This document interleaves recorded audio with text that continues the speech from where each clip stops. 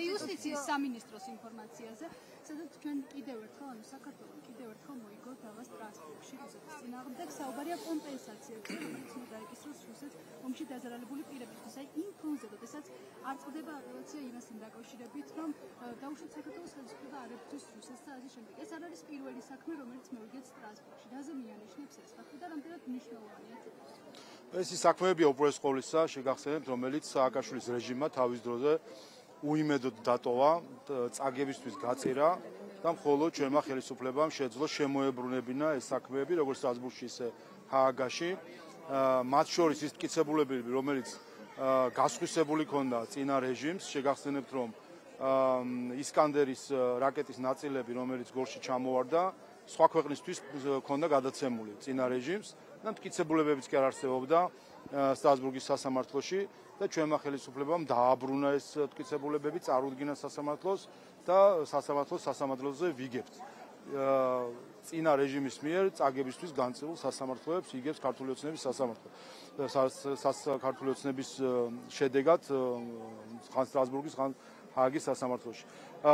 და ეს რა თქმა უნდა აჩვენებს ჩვენს სისტემურ მიდგომასთან ყველაფრის მიმართ და მათ შორის აგვისტოს ომთან დაკავშირებით.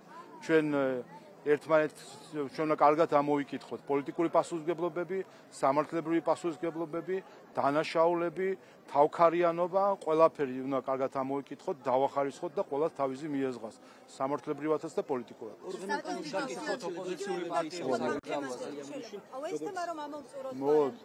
თქვენ იმდენი კითხვა გექნებათ, რომ მე ამოვწუროთ თქვენთან.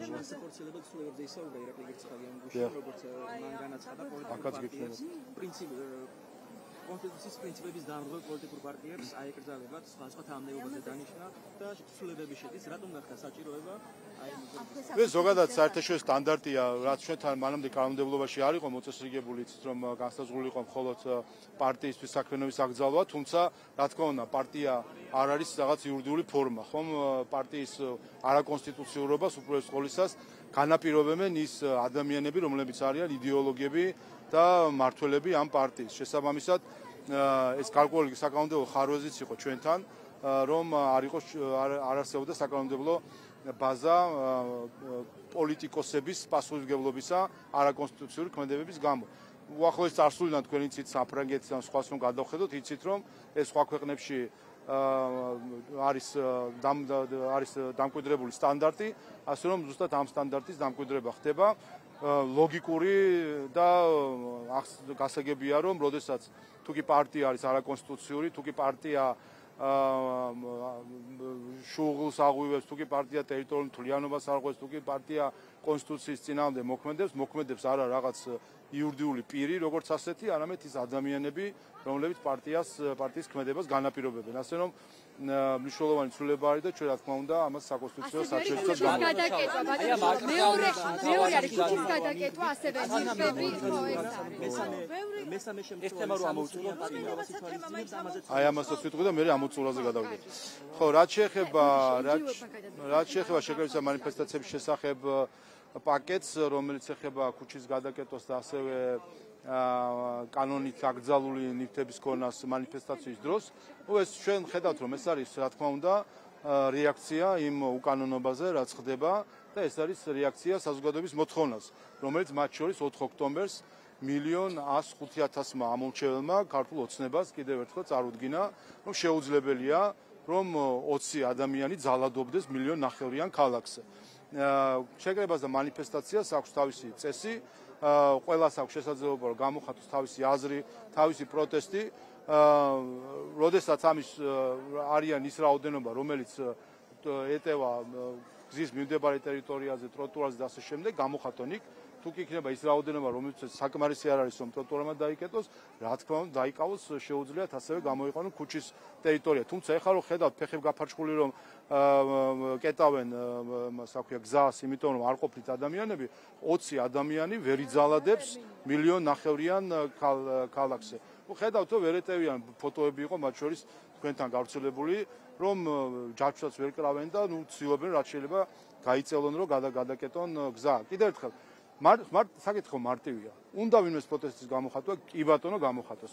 კანონში წერია, რომ ადამიანს 20 ადამიანს უფლება აქვს გადაკეტოს ერთ-ერთი მნიშვნელოვანი გზა, წერია რომ არა, აკრძალულია. ეს არის ჩვენი, ეს არის იმიტომ შეგვაქვს, რომ კანონი, რომ კანონს დაემორჩილოს ყველა.